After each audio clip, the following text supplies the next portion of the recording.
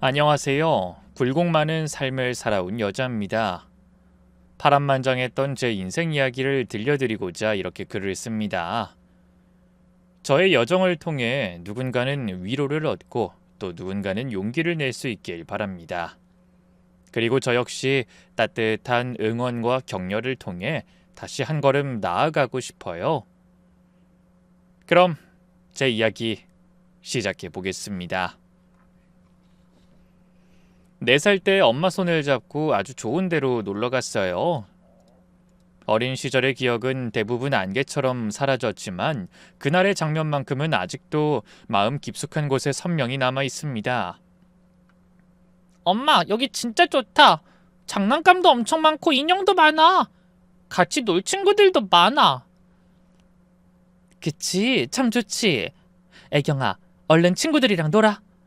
도착한 곳은 놀이방처럼 생긴 장소였고 저는 처음 보는 아이들과 장난감을 나눠가며 깔깔 웃으며 놀았어요. 배가 고플 때까지 땀이 맺히도록 이리저리 뛰어다녔죠. 정말 신나는 하루였습니다. 하지만 해가 기울고 집에 돌아갈 시간이 되었을 때 엄마는 뜻밖의 말을 했습니다. 애경아, 여기서 열밤만 자. 엄마는 바쁜 일만 끝내고 금방 돌아올게. 놀이방에서 열밤이나 자는 거야? 싫어. 이제 그만 놀고 집에 가고 싶어. 당분간 애경이는 여기서 지내야 할 것 같아. 엄마가 급하게 어딜 좀 다녀와야 해서 그래. 애경이 엄마 말 잘 듣지? 열밤만 자면 엄마가 돌아올게. 저는 아빠도 형제도 의지할 친척도 없는 아이였기에 엄마의 말을 거스를 수 없었습니다. 억지로 눈물을 삼키며 고개를 끄덕였고 그렇게 저는 놀이방 입구에서 엄마에게 손을 흔들며 인사를 했죠. 엄마가 떠난 뒤 어떤 어른이 제 손을 잡고 낯선 방으로 이끌었습니다. 그 방은 여러 명의 아이들이 함께 지내는 곳이었고 낯선 냄새와 낯선 눈빛들로 가득했죠. 사흘 동안은 그곳이 어딘지도 몰랐습니다. 그러다 2살쯤 더 많아 보이는 언니가 조용히 말했어요. 여기 고아원이야. 나도 그랬어. 엄마가 좋은 데 데려간다더니 여기였어. 몸이 얼어붙는 것 같았습니다. 그리고 다른 아이들도 하나같이 비슷한 이야기를 했습니다. 엄마에게 손을 흔들고 돌아선 그 순간이 마지막이었다고. 어떤 아이는 아예 부모 얼굴을 한 번도 본 적이 없다고 말하더군요. 저는 속으로만 외쳤습니다. 우리 엄마는 다를 거야. 절대 날 버리지 않았을 거야. 그렇게 열밤이 지나도록 고아원 입구 문 쪽만 바라보며 조용히 기다렸습니다. 하지만 열밤이 백밤이 되고 백밤이 천밤이 돼도 엄마는 끝내 오지 않았습니다. 그제야 저는 확실히 알게 되었습니다. 나는 버림받은 아이구나. 그때부터 저는 마음을 접고 고아원 안에서 살아가는 방법을 배웠습니다. 선생님들 말씀을 잘 듣고 시키는 일은 묵묵히 해냈어요. 그래야 덜 미움받고 조금 더 예쁨을 받을 수 있었으니까요. 제가 지내던 고아원은 아주 조그만 곳이었습니다. 아이들의 수는 20명도 채 되지 않았고 새로 들어오는 아이도 거의 없었어요. 그만큼 낯익은 얼굴들과만 매일 지내야 했기에 외부 사람들의 방문은 언제나 특별한 일이었습니다. 주말이 되면 낯선 어른들이 때를 지어 고아원을 찾곤 했습니다. 봉사활동이란 이름 아래 청소를 하고 빨래를 널고 아이들과 놀아주는 따뜻한 사람들이었죠. 그 중에서도 제 마음속에 유난히 또렷하게 남아있는 한 사람이 있습니다. 저를 버리고 간 엄마보다 조금은 더 나이가 들어 보이는 아주머니였는데 언제나 환한 웃음으로 우리 곁에 다가와 주셨죠.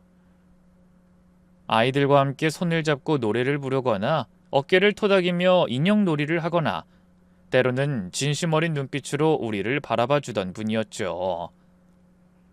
그 아주머니만 나타나면 저는 마치 바람에 실려가는 나비처럼 달려가 품에 안기곤 했습니다.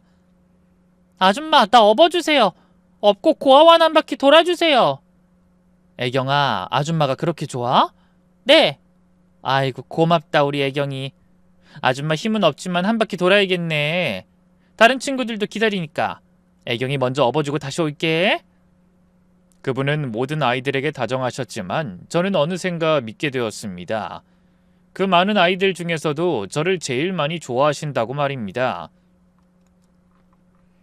어쩌면 엄마가 사라진 그 빈자리에 조용히 따뜻한 온기를 심어주신 분이라 제가 그분을 향해 더 깊은 욕심을 품었던 것 같아요.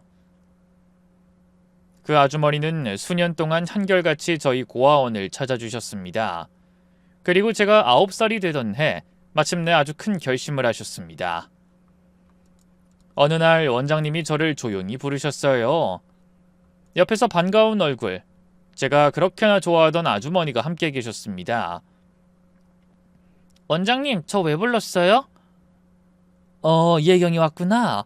너 이 아주머니 많이 좋아하지? 네, 하늘만큼 땅만큼 좋아해요. 원장님은 웃으며 아주머니를 한번 바라보시더니 제게 뜻밖의 말을 꺼내셨어요. 예경아, 정말 기쁜 소식이란다. 이 아주머니께서 말이야, 너를 입양하고 싶으시대. 정말요? 그 순간 제 심장은 깃털처럼 가벼워져 공중으로 붕 뜨는 기분이었어요. 마치 꿈 같은 일이 눈앞에서 펼쳐지고 있었죠. 저는 매일 밤 기도했거든요. 하나님, 저를 아주머니 딸로 살게 해주세요. 아주머니가 너무너무 좋아요. 그 소원이 드디어 이루어진 순간이었습니다. 아주머니는 호탕하게 웃으시며 제 머리를 쓰다듬어 주셨어요. 그 손길이 어찌나 따뜻했던지 뺨까지 화끈거릴 정도였죠. 아줌마랑 사는 거 괜찮겠어, 애경아? 그럼 여기 친구들이랑 자주 못 보는데 그거 참을 수 있겠니? 당연하죠. 보고 싶으면 여기 오면 되잖아요. 전 아줌마랑 꼭 같이 살고 싶어요. 아이고, 말을 어쩜 이렇게 예쁘게 하니. 그래, 아줌마가 애경이 엄마 돼줄게. 그날 밤 저는 너무 기뻐서 밤새 뒤척이며 웃기만 했어요. 잠은커녕 베개를 꼭 껴안은 채 아주머니 집에서 살게 될 상상을 하며 눈을 반짝였죠. 며칠이 지나고 몇 주가 흘렀습니다. 저는 매일 설레는 마음으로 머리를 단정히 빗고 예쁜 말만 골라 쓰고 선생님이 시키는 일도 더 열심히 했어요. 엄마가 데리러 오실 날을 날마다 기대하며 말이에요. 그런데 어느 날부턴가 아주머니가 고아원에 오시지 않았습니다. 처음에는 바쁘신가 보다 생각했지만 시간이 흐를수록 가슴 한편이 서서히 서늘해졌습니다. 조심스레 원장님께 여쭤봤습니다. 원장님, 아주머니 언제 오세요? 예경아, 아주머니께서 개인 사정이 좀 생기셔서 다음에 오셔서 입양하시겠다고 하셨단다. 저는 믿었습니다. 아니, 믿고 싶었습니다. 아주머니는 꼭 다시 오실 거라고. 그날의 약속을, 그 따뜻한 손길을, 제 머리 위에 얹힌 다정한 말들을, 그건 거짓이 아니라고 믿으며 저는 다시 환하게 웃으며 하루하루를 보냈습니다. 하지만 몇 달이 지나도록 아주머니는 모습을 드러내지 않으셨고 고아원은 매우 큰 위기를 맞게 되었습니다. 인원 부족으로 인한 고아원 폐지 명령이 떨어져서 모든 아이들이 전국의 고아원으로 뿔뿔이 흩어지는 상황이 닥쳤어요. 저는 아주 먼 지방의 고아원으로 혼자 떠나게 되었습니다. 100명이 넘는 고아원이었는데 그곳엔 아는 사람이 한 명도 없었습니다. 헤어진 이전 고아원 친구들이 그리웠고 입양 약속을 한 아주머니도 사무치게 보고 싶었어요. 그래서 적응을 못하고 몇 달 동안 밥도 제대로 먹지 않고 새로 전학 간 학교에서도 공부를 제대로 못해 진도를 따라가지 못했답니다. 그때 가슴이 너무 많이 아파서 맨날 울보처럼 울기만 했답니다. 그렇지만 사람은 적응의 동물이라고 하죠. 저는 서너 달 뒤에 눈물도 그치고 새로운 고아원에서 적응하기 시작해 새 친구들과 잘 어울렸습니다. 동생들을 잘 챙겨주고 잘 놀아주는 언니 누나로 소문이 날 정도로 아이들을 잘 챙기는 아이가 되었죠. 세월은 흘러 20살이 되어 고아원에서 독립하게 되었습니다. 나라에서 지원금이 나와 원룸 보증금을 감당했고 원장님께 소개받은 공장에 취직했어요. 단순 노무직이었지만 일은 할만했고 월급도 제 분수에 비해 많이 받아서 만족하는 삶을 지냈습니다. 강산이 한 번 더 지나가고 제 나이 30이 될 무렵까지 공장에서 발붙이고 일을 열심히 했는데 불현듯이 하고 싶은 게 떠올랐어요. 고등학교 때 공부를 곧잘 해서 대학 안 가는 게 아깝다는 선생님들의 말이 자주 떠오르곤 해서 뒤늦은 수능을 준비하게 되었습니다. 30살에 공장을 그만두고 재수학원을 다니며 수능 준비를 했어요. 한동안 놓아버렸던 공부였지만 다시 시작한 순간부터 이상하게도 즐겁고 설렜습니다. 지긋지긋했던 야근과 기계음 대신 책장을 넘기는 소리와 연필 긁는 소리가 제 삶을 채우기 시작했죠. 하루하루 공부하면서 마음 한켠에서 조금씩 빛이 피어났고 저는 스스로에게 다짐했어요. 반드시 대학에 갈 거야. 그리고 더 나은 나로 살고 말겠어. 그렇게 열심히 달려 31살에 수도권에 있는 명문대학에 합격했어요. 합격 통보를 받았을 땐 온몸에 소름이 돋았고 숨이 막힐 만큼 기뻤습니다. 기적이란 말, 그때처럼 절실하게 와닿은 적은 없었어요. 마치 하늘이 오랫동안 절 무심하게 외면하다가 이제야 작은 선물을 내려준 것 같았죠. 그 순간 지난날에 품었던 억울함과 외로움이 스르르 녹아내렸고 마음속 깊이 쌓여있던 미움도 조금씩 사라지기 시작했죠. 늦가기 신입생으로 입학한 첫날, 신입생 모임에 나갔더니 다들 저보다 10살은 어려 보였어요. 언니, OT 같이 가요. 누나, 혹시 과방 가보셨어요? 그리고 동아리 뭐 들었어요? 처음엔 좀 낯설었지만 점점 그 호칭들이 재밌고 특별하게 들리더라고요. 다들 저를 배려해주는 느낌이 좋았고 새삼 내가 특별한 위치에 서 있다는 게 묘하게 기분 좋았죠.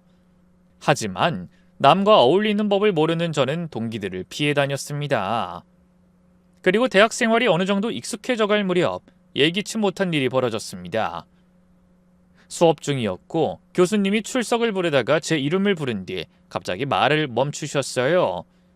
제 얼굴을 유심히 들여다보시더니 말씀하셨죠. 김예경 학생, 어디서 본 적 있지 않나? 교수님의 시선은 흔들림이 없었고 말투엔 확신이 배어 있었어요. 저는 순간 숨이 턱 막혔습니다. 그분이 누구인지 단박에 알아봤지만 본능적으로 고개를 돌렸습니다. 모른 척하는 수밖에 없었어요. 글쎄요, 저는 처음 뵙는 것 같은데요. 그래? 내가 착각한 걸 수도 있겠네. 근데 이상하게 익숙하네. 혹시 고향이 어디야? 교수님, 수업 시간이에요. 개인적인 질문은 좀 부담스럽습니다. 아, 내가 실례했구나. 예경 학생 미안해. 내가 잠깐 뭔가에 홀렸나 봐. 그 순간 교수님의 표정, 말투, 몸짓, 목소리 모두 다 제가 기억하고 있던 바로 그분이었어요. 잊고 싶어도 잊혀지지 않는 사람. 어린 시절 고아원에서 유일하게 따뜻하게 대해주셨던 그 아주머니. 눈앞에선 그 사람을 보며 한동안 잊고 지냈다고 믿었던 기억들이 일제히 떠올랐어요. 마음속 깊숙한 곳에서 잔잔하게 울리던 감정이 파문처럼 번지기 시작했죠. 비록 공장에서 일하며 10년간 모은 돈이 있었지만 저는 장학금에 욕심이 났어요. 단순히 돈 때문이 아니라 나중에 취업을 잘하기 위해 그리고 저 스스로에게 부끄럽지 않기 위해서였죠. 그래서 더 악착같이 공부했고 하루도 허투루 보내지 않았어요. 수업이 끝나면 곧장 도서관으로 향했습니다. 10살이나 어린 동기들과는 거의 어울리지 않았고 공부만 했습니다. 여느 날처럼 도서관에서 책상에 앉아 공부에 집중하고 있었습니다. 시험 기간이 다가오고 있었고 저는 점점 더 스스로를 몰아붙이고 있었어요. 머리가 복잡할 틈도 없이 눈앞에 전공책과 노트에만 집중하고 있던 그때 누군가 다가오는 기척이 느껴졌습니다. 고개를 들었더니 여 교수님이 조용히 제 옆을 지나며 눈이 마주쳤습니다. 도서관은 조용해야 하는 공간이라 고개만 살짝 숙여 인사를 대신했는데 교수님은 멈춰서더니 제 옆자리에 앉으셨어요. 예경 학생, 아무리 생각해도 어딘가에서 본 적이 있는 것 같아. 고향이 어디야? 순간 마음이 싸늘해졌습니다. 그 목소리도 눈빛도 낯설지 않았습니다. 하지만 저는 감정을 최대한 누르며 짧게 대답했죠. 저 고향 같은 건 없어요. 어? 고향이 없을 순 없잖아. 어릴 때 어디서 살았는지가 고향이지. 어디에서 자랐어? 그 질문에 저는 피하지 않기로 마음먹었습니다. 차라리 말해버리고 그분이 알아채길 바라는 마음도 있었고요. 고아원에서 살았어요. 말을 꺼낸 순간 교수님의 얼굴이 살짝 굳는 게 느껴졌습니다. 잠시 말이 없던 교수님은 조심스럽게 다시 물었어요. 고아원? 아유, 그랬구나. 그래도 혹시 어느 고아원인지 물어봐도 될까? 잠시 고민했습니다. 아직도 저를 몰라본다는 것에 화가 났습니다. 그래서 폐원한 고아원 말고 뿔뿔이 흩어져서 제가 지내게 된 고아원을 말했습니다. 제가 중간에 옮겨갔던 전라남도 끝자락에 있었던 고아원의 이름을 꺼냈습니다. 전라남도 쪽에 있는 보배고아원이요? 전라남도? 아이, 거긴 내가 가본 적이 없네. 혹시 말인데 예경 학생은 날 예전에 어디서 본 적 없어? 단호하게 고개를 저었습니다. 없어요. 교수님은 처음 봐요. 아이, 그렇구나. 아이, 근데 혹시 그 고아원 원장님 연락처 같은 건 알 수 있을까? 예경 학생에 대해서 꼭 물어보고 싶은 게 있어서 그래. 이쯤 되니 정말 모르는구나 하는 확신이 들었습니다. 목소리도 표정도 진심처럼 느껴지는데 정말 저를 기억하지 못하는 눈치였어요. 연락 안 돼요. 그리고 다시 말씀드리지만 전 교수님 본 적 없어요. 그리고 여긴 도서관이에요. 공부하는 학생한테 계속 이런 식으로 말씀하시면 곤란해요. 제 말투는 평소보다 좀 더 딱딱해졌습니다. 교수님은 민망한 표정을 지으며 일어섰죠. 아유, 그래, 미안해. 내가 방해했네. 그럼 이만 나갈게. 교수님은 그 말을 끝으로 조용히 자리를 떴고 저는 다시 책에 시선을 돌렸습니다. 교수님의 뒷모습을 보면서도 아무 말하지 않았습니다. 아직도 저를 알아보지 못하는 그 사람. 그분은 제게 따뜻했던 유일한 기억이자 동시에 이루어지지 않았던 약속이기도 했으니까요. 그날 이후로 저는 다시 일상으로 돌아갔습니다. 몇 달 동안은 오로지 공부에만 집중했어요. 학점은 놓칠 수 없었고 장학금도 받아야 했기 때문에 다른 생각을 할 틈이 없었습니다. 주변 친구들과 어울릴 시간도 없었고 집과 학교, 도서관을 반복하며 살아갔어요. 특히 중간고사가 가까워지자 낮이고 밤이고 도서관에 틀어박혀 책을 파고들었습니다. 다른 건 생각하지 않으려고 애썼습니다. 지금은 공부만이 제 전부였으니까요. 중간고사를 치른 뒤 뜻밖의 결과를 받았습니다. 학과에서 가장 높은 점수를 받았어요. 운이 좋았다고 생각했지만 사실 그동안 얼마나 독하게 공부했는지를 떠올리면 운만은 아니었죠. 그 점수가 제게 확신을 줬고 기말고사까지 잘 마치면 장학금을 받을 수 있다는 말에 마음이 들떴습니다. 시험이 끝난 날 머리를 좀 식혀보자고 마음먹었습니다. 그런데 막상 놀자니 어떻게 노는 건지를 잘 모르겠더라고요. 누굴 만나서 수다를 떨 수도 없고 카페에 혼자 앉아 시간을 보내는 것도 어색했습니다. 그래서 그냥 캠퍼스를 천천히 걷기로 했습니다.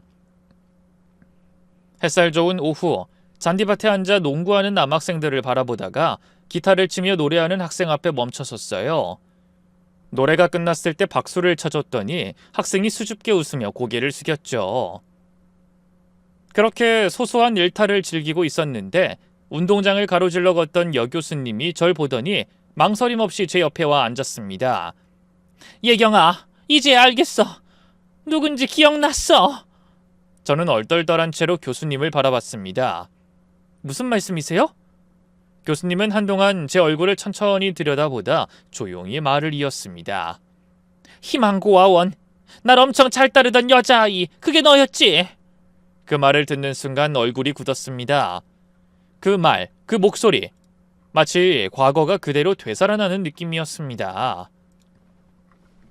아니라고 말하고 싶었지만 제 표정은 이미 답을 말하고 있었습니다.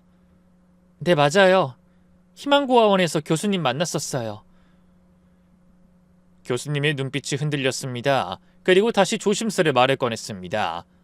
그래, 기억난다. 그 고아원 폐원했었지.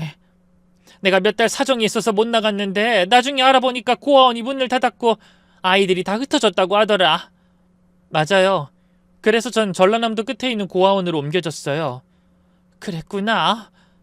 예경아, 근데 왜 말하지 않았니? 그 질문을 듣는 순간 가슴 안에서 뭔가 확 올라왔습니다. 오랫동안 묻어뒀던 말들이 목구멍까지 차올랐고 저는 참지 않고 말해버렸습니다. 교수님, 그때 저한테 입양하겠다고 약속하셨잖아요. 날 데리러 오겠다고 해놓고 아무 말 없이 사라지셨잖아요. 매일 기다렸어요. 열밤이고 백밤이고. 근데 교수님은 안 왔어요. 그때 제 나이가 10살이었어요. 그게 얼마나 긴 기다림이었는지 아세요? 나한테 얼마나 잔인했는 줄 아시냐고요? 교수님의 얼굴이 굳었고 당황한 기색이 역력했습니다. 교수님은 당황한 듯 손끝을 부여잡았고 입을 다물고 잠시 생각하더니 조용히 말했습니다. 기억나. 너를 입양하기로 했던 것도 네가 날 그렇게 따랐던 것도 다 기억나. 어떻게 그걸 잊겠니? 근데 너무 오랜 시간이 흘렀잖아. 네 얼굴이 너무 달라졌어. 벌써 20년 전 일이잖아. 그래서 알아보지 못한 거야. 그래요. 시간이 흘렀죠. 근데 교수님은 흘러간 시간으로 그 모든 걸 덮으려고 하시는 거예요? 교수님, 그때 전 10살짜리 아이였고 교수님을 엄마처럼 기다렸어요. 그런데 아무 설명도 없이 사라지셨잖아요. 전 그렇게 버려졌고 혼자였어요. 아직도 그 일이 저한테 생생한데 교수님에겐 그냥 세월 탓이죠? 제가 몸을 일으켜 걸어가려 하자 교수님이 제 팔을 붙잡았습니다. 예경아, 그땐 나한텐 사정이 있었어. 무슨 사정이요? 10살 아이한테 희망 줬다 빼앗는 게 정당화될 수 있는 사정이 대체 뭐예요? 그때 남편이랑 이혼했어. 법적 절차가 복잡했고 내가 경제적으로도 정신적으로도 완전히 무너진 시기였어. 입양을 준비하던 와중이었는데 남편과의 소송이 길어지면서 모든 게 엉켜버렸어. 거기다 우울증까지 심하게 와서 나는 한동안 방 안에서 나오지도 못했어. 그게 내 현실이었어. 교수님의 목소리는 진심이 담겨 있었지만 저는 쉽게 받아들일 수 없었습니다. 교수님이 겪은 고통을 이해할 순 있어도 그 고통 때문에 버려졌던 제 마음까지 위로받는 건 아니었습니다. 저는 아무 말 없이 다시 팔을 빼내고 뒷걸음질 쳤습니다. 교수님 얘기 잘 들었습니다. 근데 전 아직 교수님 얼굴 마주할 준비 안 됐어요. 그렇게 말하고 돌아섰습니다. 발걸음은 무거웠고 마음은 복잡했습니다. 용서하지 않겠다는 건 아니었습니다. 그저 너무 늦은 기억이 너무 쉽게 돌아온 게 아직은 받아들이기 힘들었을 뿐이었습니다. 그날 이후로도 교수님과는 계속 어색한 거리를 두며 지냈습니다. 수업 중엔 아무 일도 없었다는 듯 서로를 외면했고 학교에서 마주쳐도 인사 한마디 없이 지나쳤습니다. 일부러 피하지도 않았지만 먼저 다가가지도 않았습니다. 그러던 어느 날 도서관에서 조용히 공부하고 있는데 익숙한 기척이 다가왔습니다. 고개를 들지 않아도 누군지 알 수 있었어요. 교수님이 조심스레 제 옆에 앉았습니다. 예경아, 내가 좀 도와줄까? 공부하면서 막히는 부분이나 궁금한 거 있으면 언제든 물어봐. 교수로서 해줄 수 있는 건 해주고 싶어. 순간 눈앞이 답답해졌습니다. 저는 눈을 책에 고정한 채 감정 없이 대답했습니다. 이런 식으로 제 환심 사시려는 거면 그냥 관두세요.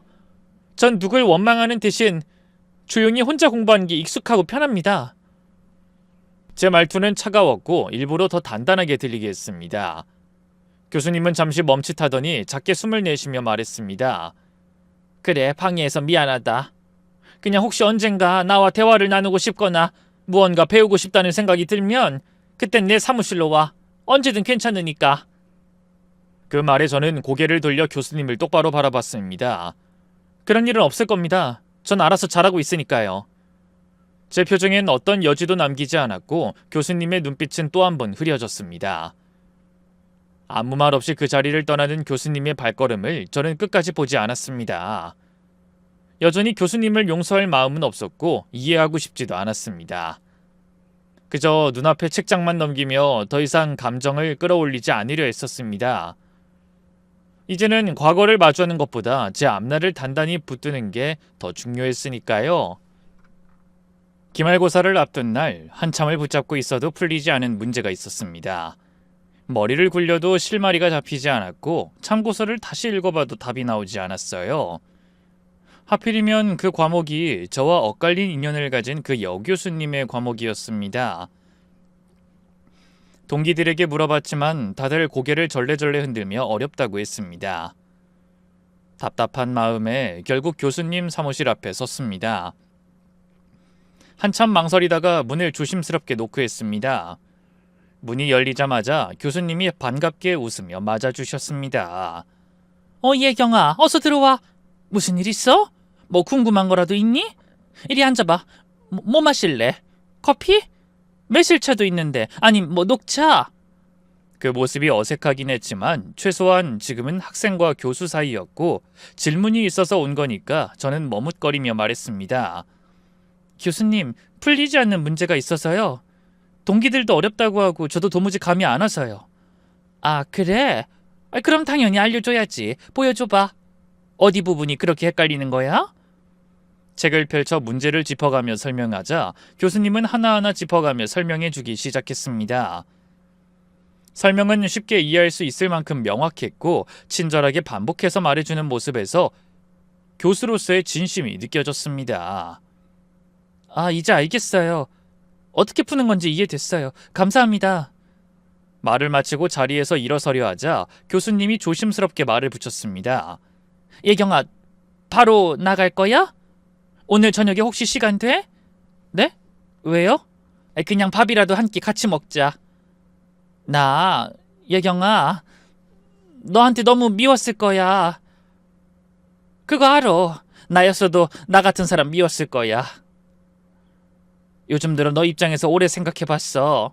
그때 일이 내 뜻대로 되지 않았던 건 사실이지만 결과적으로 너한텐 상처였을 테니까.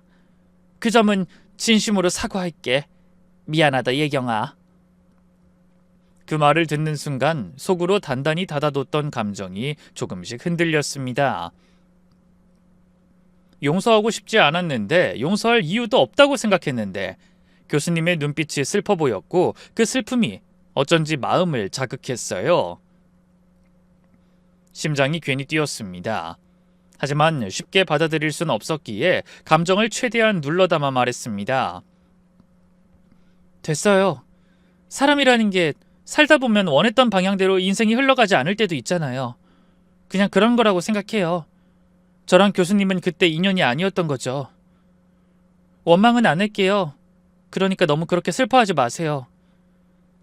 교수님은 제 말을 듣고서 조용히 고개를 끄덕였고 얼굴에 아주 조금 미소가 돌아왔습니다. 고마워. 네가 그렇게 말해줘서. 오늘 밤은 발 뻗고 잘 수 있겠다. 그날 저와 교수님은 저녁을 함께 먹었습니다.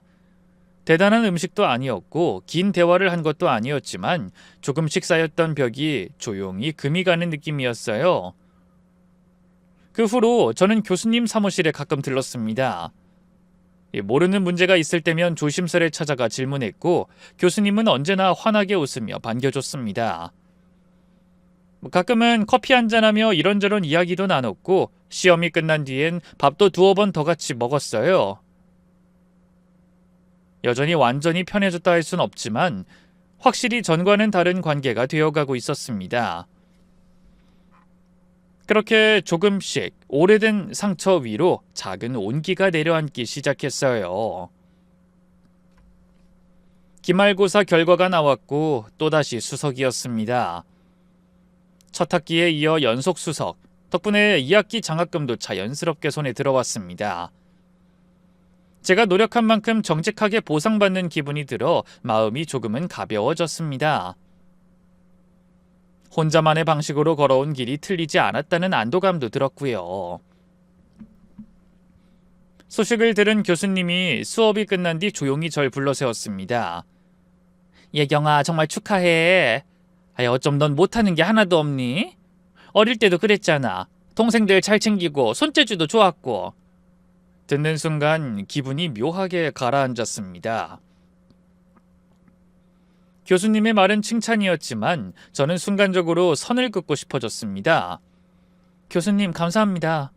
근데 옛날 이야기, 특히 고아원 얘기는 좀 자제해 주셨으면 해요. 그게 자랑은 아니잖아요. 교수님의 표정이 순간 멈칫했어요. 말이 잘못 나왔다는 걸 스스로 느끼신 듯 고개를 살짝 떨구셨습니다. 아유, 내가 또 실수했구나. 미안해, 예경아. 그 말에 저는 고개를 돌리며 천천히 말을 꺼냈습니다. 교수님은 저한테 늘 미안하다고 하시잖아요. 사과도 자주 하시고요. 그 대신 제 과거를 꺼내는 일만큼은 삼가주시면 좋겠어요. 그게 더 도움이 돼요. 잠시 조용해진 가운데 교수님이 조심스럽게 말을 이었습니다. 예경아, 넌 공부도 잘하고 참 대단해. 근데 한 가지 지금 네가 좀 놓치고 있는 게 있어. 뭔데요? 너 왜 동기들이랑 어울리질 않니? 학과 동기 모임에도 안 나오고 수업 끝나면 늘 혼자 움직이고 너처럼 좋은 사람이면 금방 친구도 생길 텐데. 그 말에 저는 좀 짧게 그러나 단호하게 대답했습니다. 저 친구 사귀려고 대학 온 게 아니에요. 저한텐 공부가 우선이에요. 그건 알지. 너 진심으로 공부하는 거 누구보다 성실하게 살아가고 있다는 거 알아. 하지만 아무리 그래도 사람은 혼자 살 수 없는 존재야. 함께 어울리면서 살아야 삶이 조금은 부드러워지고 숨 쉴 틈도 생기는 거야. 교수님의 말은 틀린 말이 아니었습니다. 저도 그 정도는 알고 있었죠.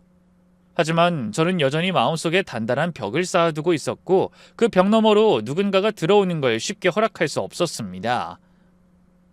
알겠습니다. 조언 감사해요. 그래도 저는 제가 알아서 할게요. 말끝을 부드럽게 마무리하긴 했지만 제 안엔 여전히 선이 그어져 있었습니다. 교수님도 그걸 느끼셨는지 더 이상 말은 잇지 않으셨습니다.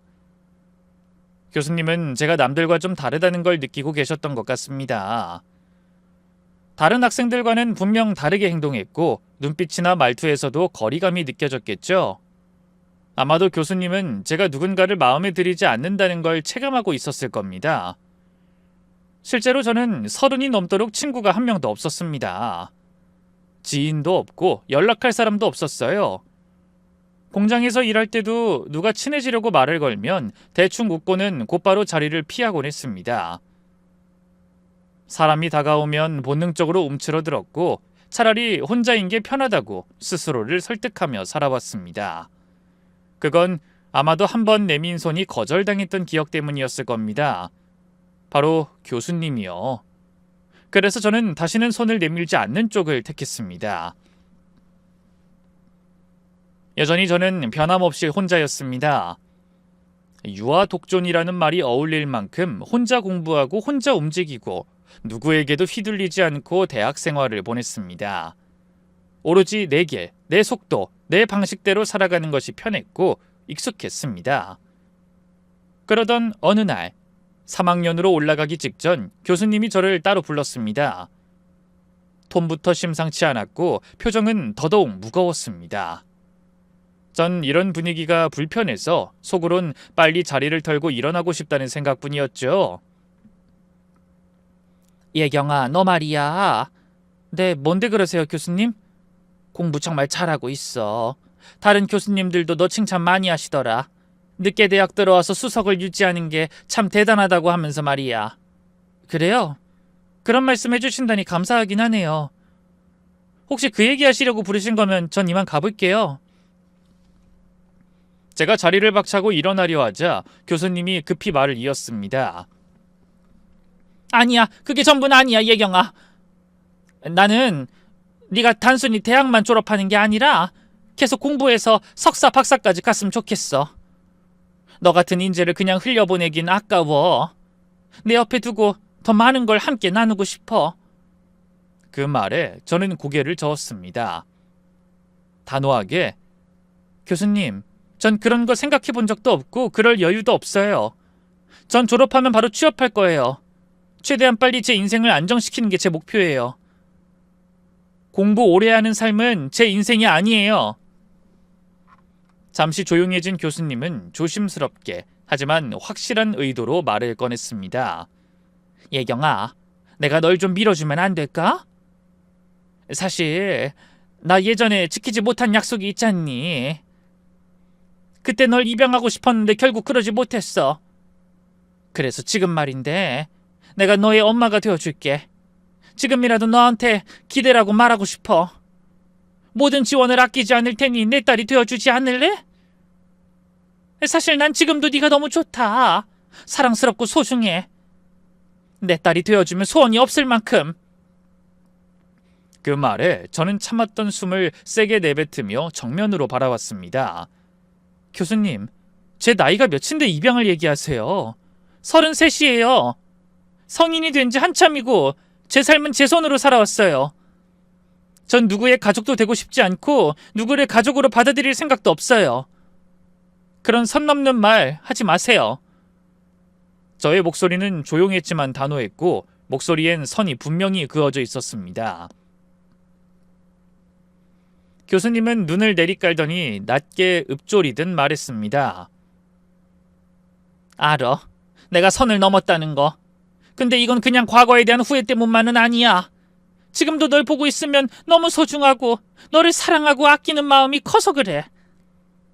그 마음을 어떻게든 전하고 싶었어. 하지만 저는 고개를 저었습니다.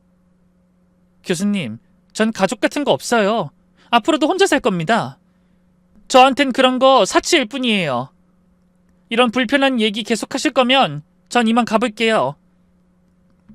자리에서 일어서자 교수님의 눈시울이 붉어졌습니다.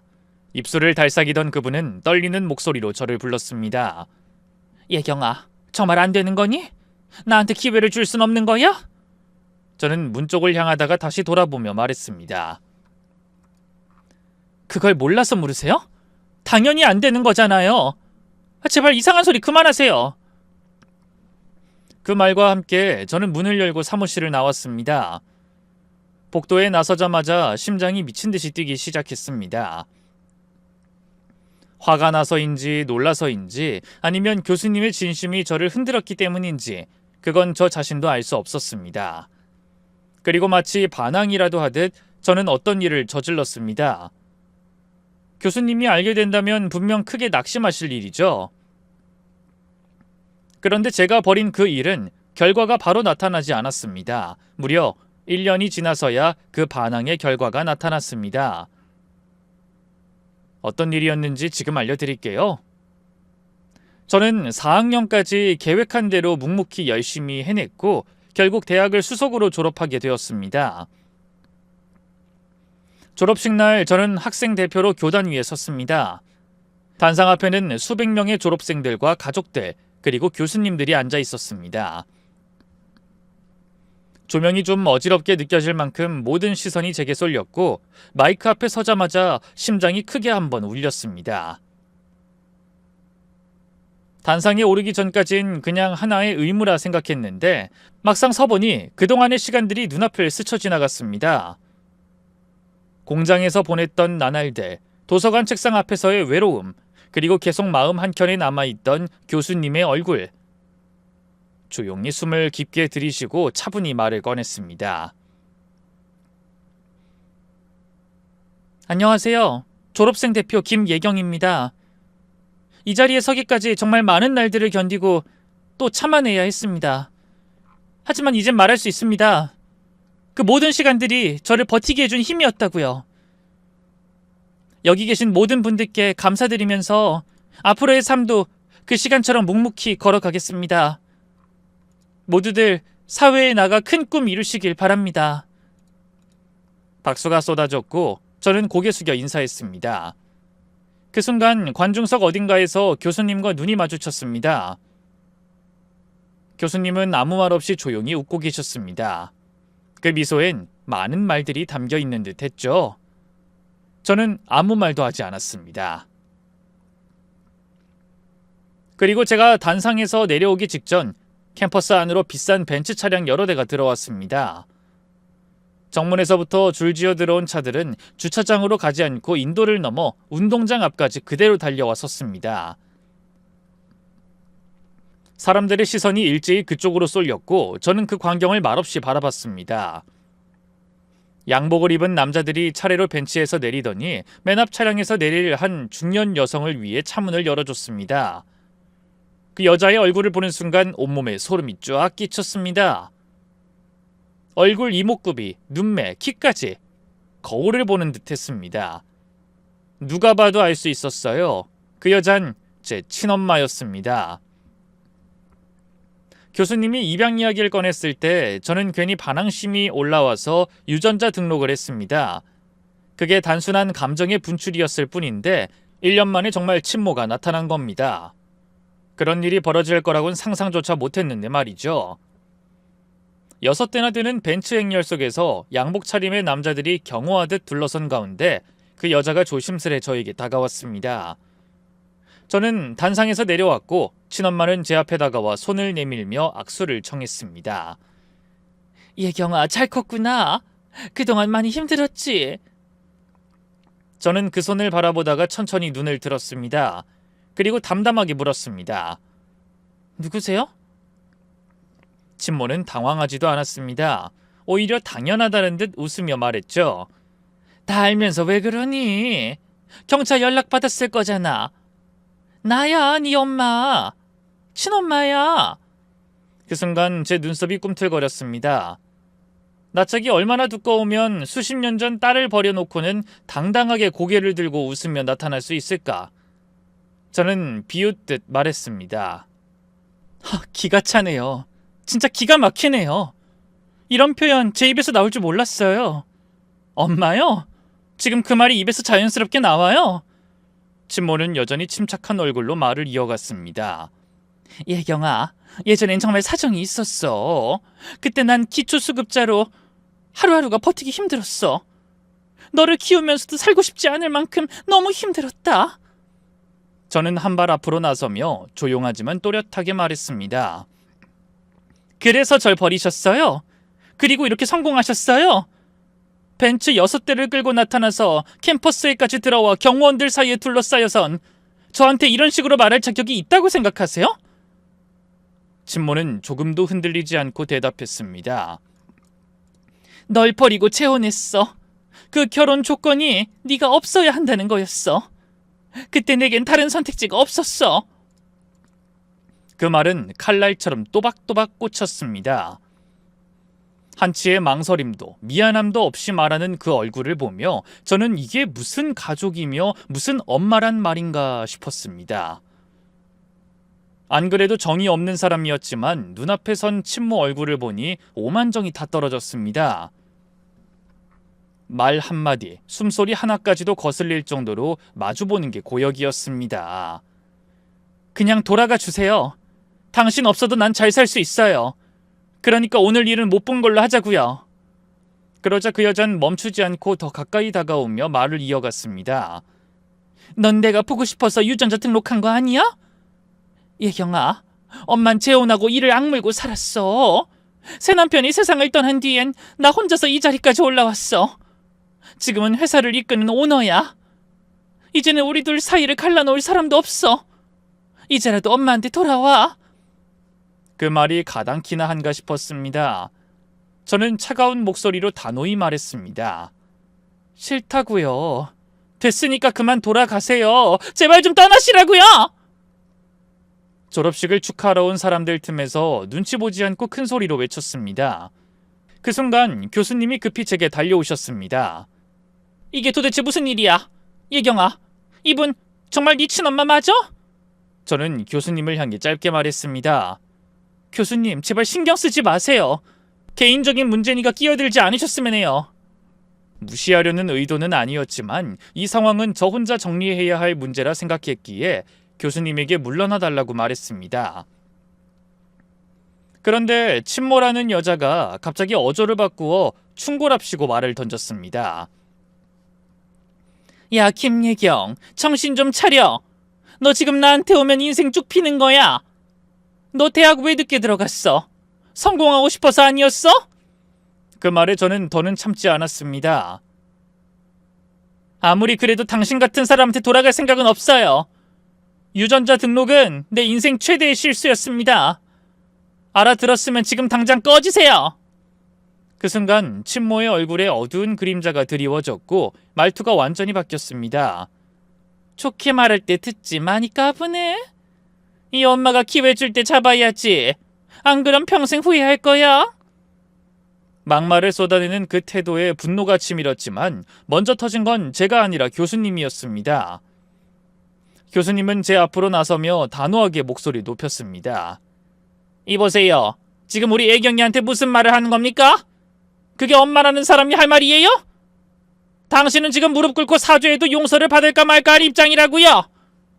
그러자 친모는 눈을 치켜뜨며 대꾸했습니다. 이 아줌만 뭐야? 이 아줌마, 남의 일을 참견하지 말고 빠져. 하지만 교수님은 한치도 물러서지 않았습니다. 남 아니에요. 난 예경이를 진심으로 아끼고 사랑하는 사람이에요. 그 누구보다도 예경이 옆에 있고 싶은 사람입니다. 친모는 더는 참지 못하겠다는 듯 뒤를 돌아 경호원들에게 소리쳤습니다. 경호원들 뭐해? 보고만 있어? 저 여자를 당장 내 눈앞에서 치워버려. 명령이 떨어지자 양복 차림의 경호원 2명이 곧장 다가왔고 교수님의 팔에 손을 대려는 순간이었습니다. 저는 한순간도 망설이지 않고 앞으로 나섰습니다. 그리고 망설임 없이 친모의 뺨을 힘껏 후려쳤습니다. 짝소리가 사방에 울렸고 주변은 그 순간 숨소리 하나 없이 조용해졌습니다. 건드리지 마. 지금 누구한테 손을 대는 건지 알고 하는 짓이야? 친모는 제 눈을 부릅뜨며 비웃듯 말했습니다. 너 지금 이 엄마 때린 거야?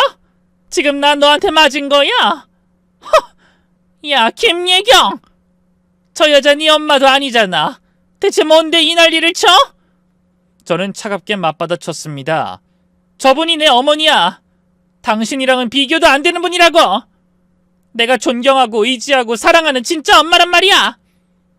친모는 콧방귀를 뀌듯 비웃으며 말했습니다. 참나, 고아원에서 자란 주제 버르장머리도 없네. 네 애미가 아니곤 가네. 이 엄마한테 한 짓을 그냥은 못 넘어간다.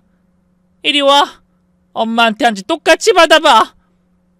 친모가 제 얼굴을 향해 손을 들어 올리는 순간 교수님이 제 앞으로 달려들었었습니다. 그리고 친모의 손바닥은 교수님의 얼굴을 때렸습니다. 순간 교수님의 눈빛이 돌처럼 굳었습니다. 곧바로 교수님은 친모의 뺨을 힘껏 갈겼습니다.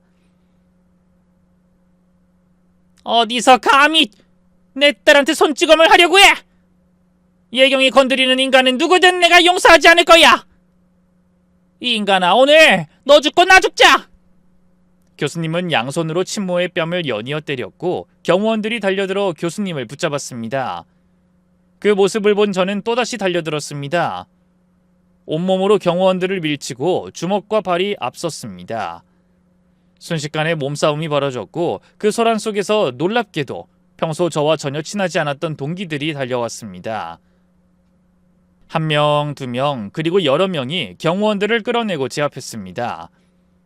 이윽고 마주선 건 친모와 교수님 2사람이었습니다. 2사람은 저를 사이에 두고 서로를 향해 불꽃처럼 눈을 맞추고 있었습니다. 교수가 내 딸의 엄마라고? 친모는 비웃더니 콧방귀를 뀌며 냉소적으로 말했습니다. 참 재밌는 소리 하네. 잠시 저를 훑어보듯 바라보더니 여전히 당당한 얼굴로 말을 이었습니다. 예경아, 지금이 마지막 기회야. 엄마한테 돌아와. 그럼 너 인생 진짜 펴는 거야. 돈, 명예, 권력 뭐든 다 해줄게. 그 말이 끝나기도 전에 교수님이 한 발 앞으로 나섰습니다. 교수님 얼굴엔 더 이상 물러설 생각이 없어 보였습니다. 예경아, 저 옆에 내 말은 절대 듣지 마. 내가 너와의 약속을 1번 어겼지만 2번은 절대 안 어길 거야. 지금 내가 나서서 정리할게. 이 엄마가 다 막아줄 테니까. 넌 내 딸이니까.